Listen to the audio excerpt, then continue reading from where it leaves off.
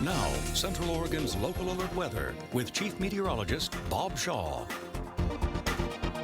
20 minutes before the hour now on this, thank goodness it's Friday morning, and once again a monster storm is taking aim at the Gulf Coast. Hurricane Delta is gaining strength and could make landfall by this evening as a Category 2 or maybe even a 3 hurricane. Dale Forges is in Lake Charles, Louisiana, where residents are still in cleanup mode after the last major storm just a few weeks ago. This is a very unprecedented situation that we're dealing with. Just 6 weeks since taking a direct hit from Hurricane Laura. The effect from what happened from last storm and coming to this storm, I don't think we're going to have nothing left. Louisiana residents are bracing yet again. Now landfall is forecasted in almost exactly the same areas landfall occurred with Hurricane Laura. After slamming into the Yucatan Peninsula on Wednesday, Hurricane Delta is intensifying and aiming for the Gulf Coast. It's scary to see what we're seeing on the radar right now, and it truly almost is, I suppose it would be unbelievable if we hadn't been through 2020 already. Forecasters are predicting hurricane-force winds along with a storm surge that could be as high as 11 feet in some places, impacting those on the coast and further inland. Because storm surge will actually back up into the area rivers and waterways. And hurricane warnings and watches are in place all along the Gulf Coast. Officials pleading with storm-weary residents to evacuate. I can tell you that we as city employees are going to move heaven and earth and leave no stone unturned to get people out of Lake Charles. But for many Louisianans facing down the fourth named storm to strike the state this year, there may be no going back this time around. There's no going home. The only thing I could do is put it in the good Lord's hand. In Lake Charles, Louisiana, I'm Daryl Forges. Well, it's a beautiful area down through there, and it's a shame to see another storm pummeling that region. This is a current look at Hurricane Delta as it's about to make landfall, and it's tracking its way right up through central Louisiana. It is going to bring very heavy rain. Rotating thunderstorms also create a fear of tornadoes being generated by this as it works its way inland. The hurricane itself loses strength as it makes landfall and works its way inland, but the chance of thunderstorms turning into tornadoes is going to be a real threat.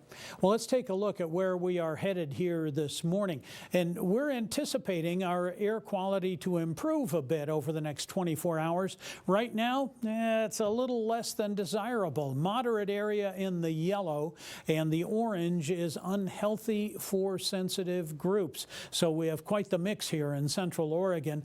This may clear out over the next 24 hours, but plan on a little smoky haze with us for much of the next day or so. Here's what it looks like on our air quality forecast. You can see it clears a little bit and then builds back in once again. The Lion's Head fire especially affecting Warm Springs and Madras.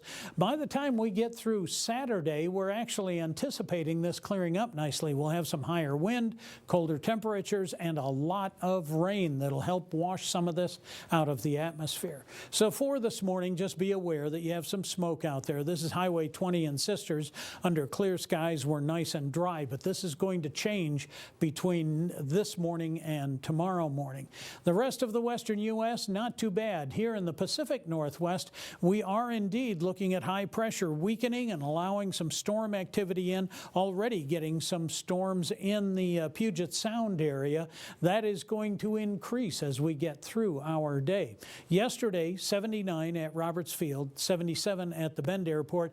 We're going to back off from those temperatures just a little bit today. La Pine has dropped to 25 degrees this morning, so a little frosty through Gilchrist, Chemult, Crescent, La Pine, down through that area. Mid-30s to mid-40s for most of the rest of Central Oregon to get the day going.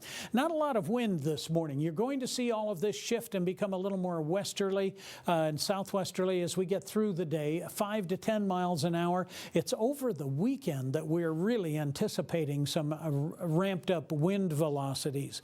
Low to to mid 70s for most. We'll have a couple of spots that'll hit upper 70s, maybe around 80 degrees.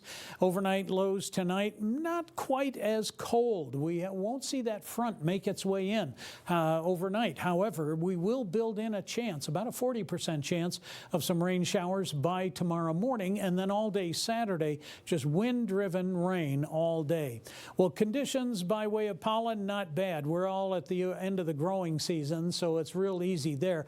Your big contention this morning is going to be some smoky haze that you have to deal with. Over the weekend, we are going to see westerly and northwesterly winds at 15 to 20 miles an hour. Some areas will see gusts as high as 30 miles an hour, and then overnight, Saturday night, might get a little snow at the upper elevations. Certainly 2 to 5 inches expected at Mount Bachelor over the weekend itself. That'll taper off a little bit on Sunday, clearer and a little warmer going into next week, but do look for a chance of showers on Tuesday.